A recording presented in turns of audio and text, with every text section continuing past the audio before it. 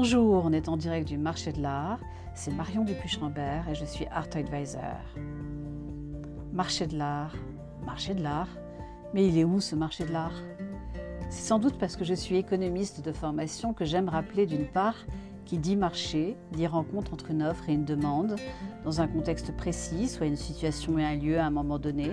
aboutissant à la création d'un échange. Cet échange pouvant alors se faire en un lieu physique avec des contacts directs ou bien à distance, le contact étant alors indirect par l'intermédiaire d'Internet. Et d'autre part, qui dit art, dit aussi actif, au sens d'asset et donc d'un bien ayant une valeur économique. Le marché de l'art est alors partout présent sur les 5 continents puisqu'il regroupe l'ensemble des transactions qui portent sur les objets et les œuvres d'art, effectuées entre les différents acteurs du commerce de l'art, avec en tout premier lieu les artistes, sans qui l'œuvre ou l'objet d'art ne saurait exister, les collectionneurs et amateurs d'art qui les acquièrent, qu'ils soient des particuliers, des institutions ou des entreprises, les commissaires-priseurs, les salles de vente aux enchères, les galeries d'art, les antiquaires et autres marchands d'art en ligne qui les proposent à la vente.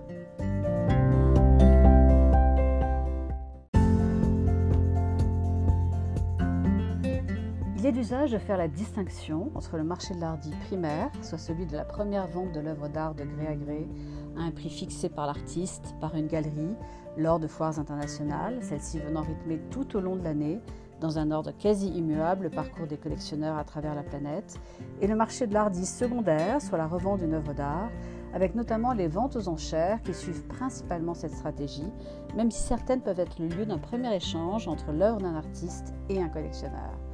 Par ailleurs, comme dans nombre de marchés, il existe une segmentation, soit un découpage du marché. Et en ce qui concerne le marché de l'art, il se fait par période de création de l'œuvre, du fait de différences fondamentales en termes d'offres et de demandes entre les périodes les plus anciennes et les plus récentes. On trouve ainsi le segment des maîtres anciens, soit les artistes nés avant 1760, le segment de l'art moderne et du 19e siècle, puis celui de l'art d'après-guerre et l'art contemporain qui représente à lui seul 40% des transactions mondiales.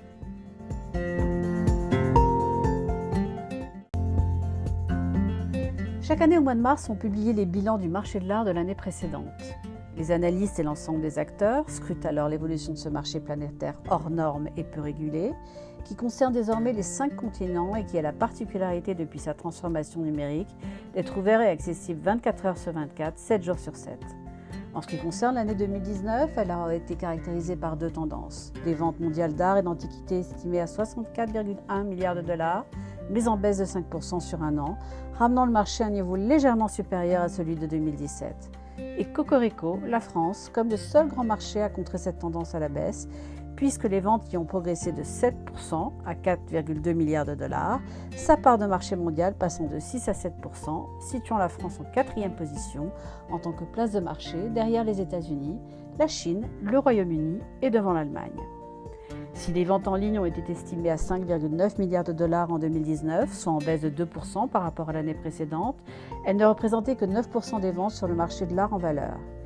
Il y a fort à parier néanmoins que la tendance s'inversera cette année, puisque la crise pandémique que nous vivons est venue rebattre les cartes en faisant évoluer nombre de pratiques et comportements d'achat du fait des gestes barrières et en donnant la part belle au commerce à distance sur Internet, y compris pour les œuvres d'art. La technologie numérique rapprochant aisément et sans risque de contamination l'offre et la demande.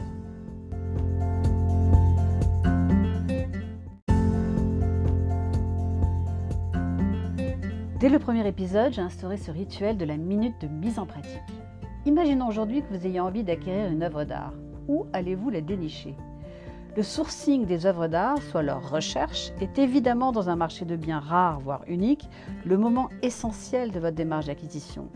Pour ce faire, vous pouvez vous rendre physiquement sur différentes places de marché, les galeries, les foires d'art, les marchands, les expositions publiques, les maisons de vente aux enchères, ou bien préférer depuis votre smartphone, votre tablette ou votre ordinateur, visionner des œuvres mises en vente sur Internet, là aussi par différents intervenants, comme des plateformes en ligne représentant des artistes, regroupant des galeries ou bien proposant des lots invendus, et aussi des sites de commerce en ligne traditionnels comme eBay ou Rakuten, ou bien encore des sites spécialisés de diffusion de ventes aux enchères en ligne sur plusieurs jours ou en direct lors d'une vente aux enchères publique retransmise sur Internet. La différence ici portant essentiellement sur la durée de la vente et la présence ou non d'un commissaire-priseur et de son marteau qui adjuge.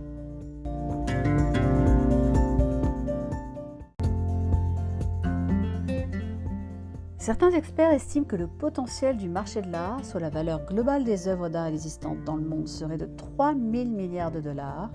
et qu'il regrouperait plus de 300 000 opérateurs en employant en 2019 pas moins de 3 millions de personnes.